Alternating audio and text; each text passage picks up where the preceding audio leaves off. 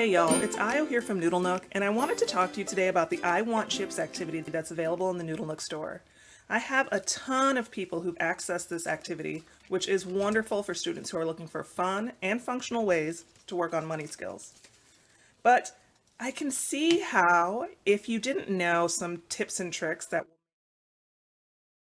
these chip activities might burn out for some students after a while, right? Like we're talking about whole dollar amounts, and although they are about my favorite chips, I can see how some students would have mastered a skill of being able to count money to $3 or $4 or $5 and then no longer be able to access this activity. And I want to make sure that you have plenty of opportunities to use this in your classroom with all different types of students.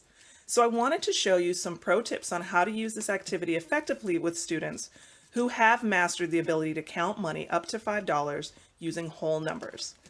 So to do this, I want to go ahead and grab out some of our manipulatives that we're going to be using, just some money bills and some coins. And then I also wanted to grab out my pro kit.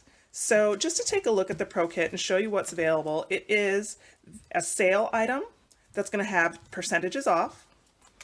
Another one that's going to be buy one, get one free. There's buy three, save 50 cents. There's a coupon for 25 cents and 50 cents. There's an opportunity to calculate tax at 5.5% and 8.25. And then there's the option to count out the change from paying with a certain amount, and also to budget and how many you can purchase with $5, $10, $20, or $50. So between these two sets, what I have found is that an activity like this can really address a bunch of different IEP goals, like budgeting, making change and doing subtraction goals, using percentages, calculating with coins, because we have some students who are working with coins, and then understanding the functional skill of calculating discounts, buy one, get one free, and using coupons to save money. So this, to me, takes this activity from just a basic, can I count whole dollar amounts up to $5, into something that's much more dynamic.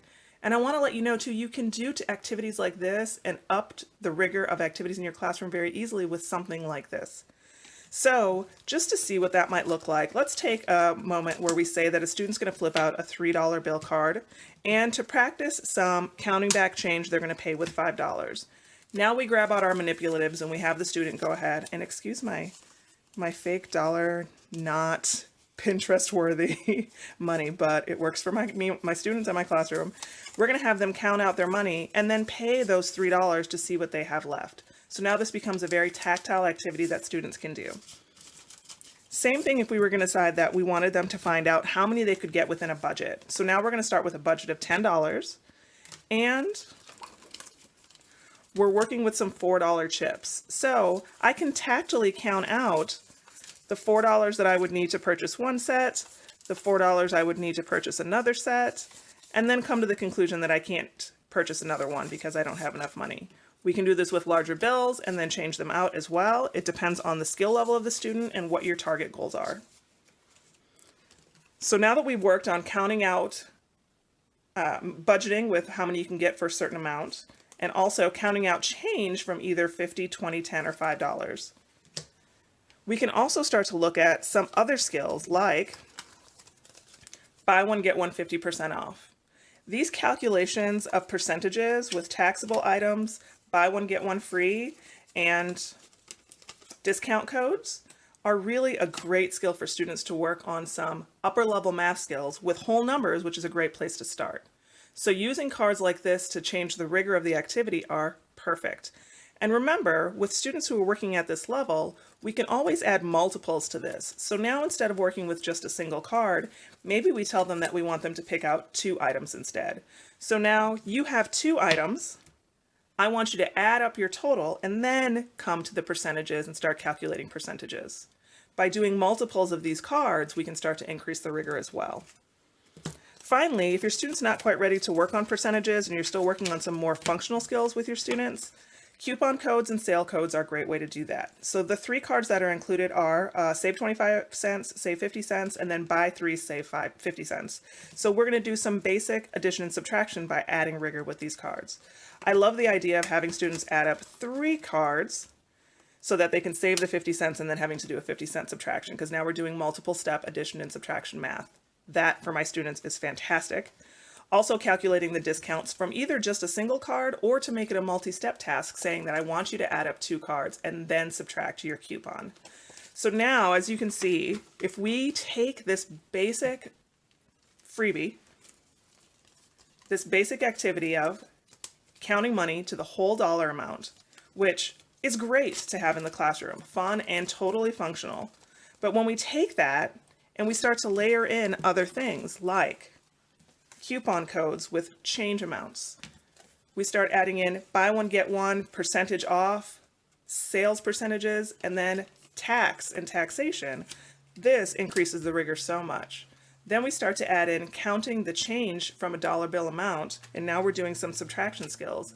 And then finally, using budgeting to figure out how many you can get for the amount of budget that you're working with. So now we can take this activity, and in addition to just counting out the money that goes along with it, we can start to work on some more challenging math, some more rigorous IEP goals with still the same activity. And for me, if you can take one activity and use it multiple ways, that's the way that we win in the classroom. That makes those lamination sheets more purposeful.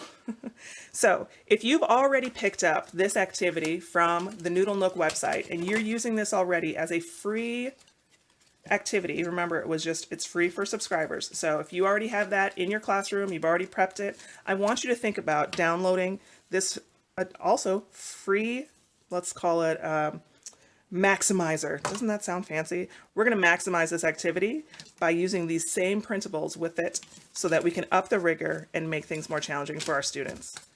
Having all of this accessible in your classroom makes a huge difference when it comes to meeting the needs of a multi-level classroom, like an IEP classroom, or excuse me, an autism classroom, classroom in special ed, life skills classroom. Having this available is something that can go anywhere. I know it's just about time for me to get on out of here, but I wanted to remind you, you already have this activity as a subscriber. Make sure that you get this bonus one so that you're all set and you have that available in your classroom to do the IEP goals that your students need without having to prep a ton of materials.